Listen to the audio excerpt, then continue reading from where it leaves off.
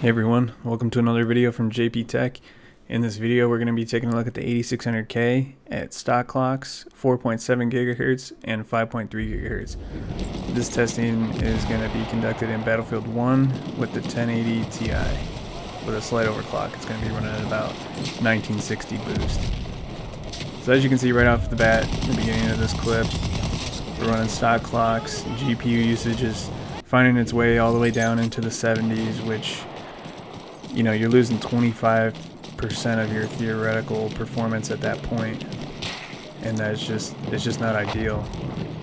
And what's even less ideal about it is that's not happening at very high frame rates necessarily, at least not from a high refresh standpoint. You know, a lot of times you'll see this at 113 frames per second or so, and I just don't want to see my 1080 Ti at 113 FPS only getting utilized 70%, 75%, whatever. So I just want to note this time around in the bottom left hand corner there's the frame time graph, so that everybody can kind of see the frame time latency, because I know in recorded video you can't really perceive the stutter, and you know, I've had some complaints about that, so now the graph is there.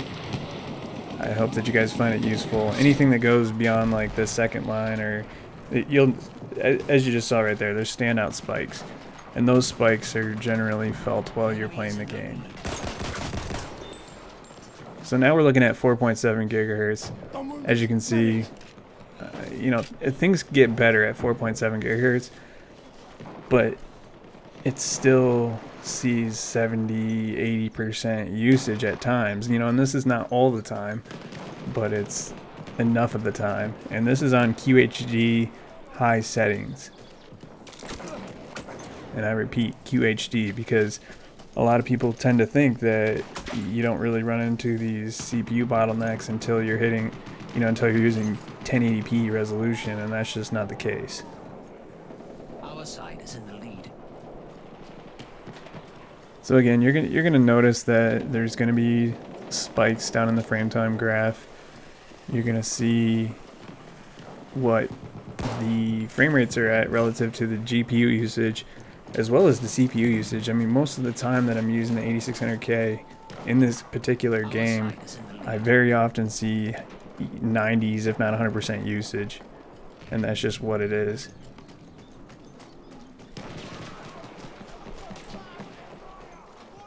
You know, and I can't say that the experience with the 8600K is terrible. You know, if you need to save $100, save $100. But I think if you have $100 more to spend, the 8700K gives you that extra $100 worth of performance. And especially if you're high refresh gaming, it's just gonna all around give you the best chance at having those high frame rates.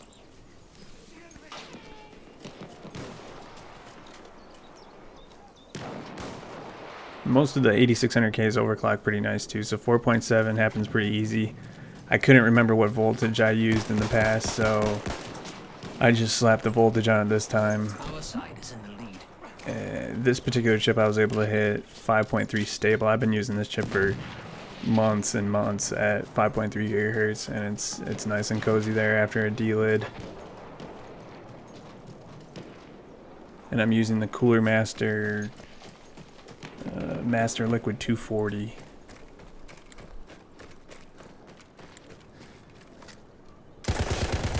So now we've changed the pace. We are at 5.3 gigahertz, and at 5.3 gigahertz, you're going to notice that the GPU usage is dramatically higher. I would say that it is worthwhile, you know, more so in this game, to go to 5.3 gigahertz versus 4.7, at least with the 6-core non-hyper-threaded 8600K.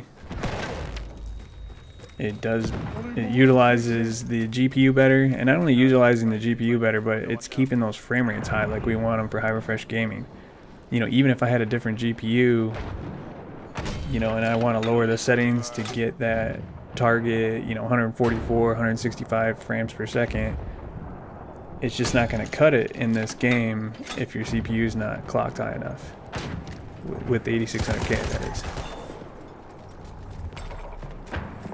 It's a very powerful chip for the money. You know, I think it's an exceptional chip. But again, if you have $100 that you can let go of, it's well spent on getting the 8700K over the 8600K. Especially as we move forward and the race to cram more cores and whatnot on a processor for the money, you're gonna see more games adopt higher thread usage, and that's just gonna look better for the 8700K than the 8600K over time.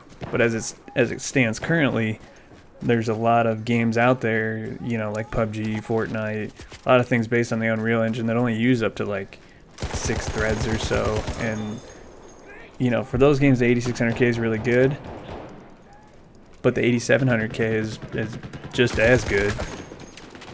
And then, you know, when it comes to needing those extra threads, the 8700K is going to hands down perform better.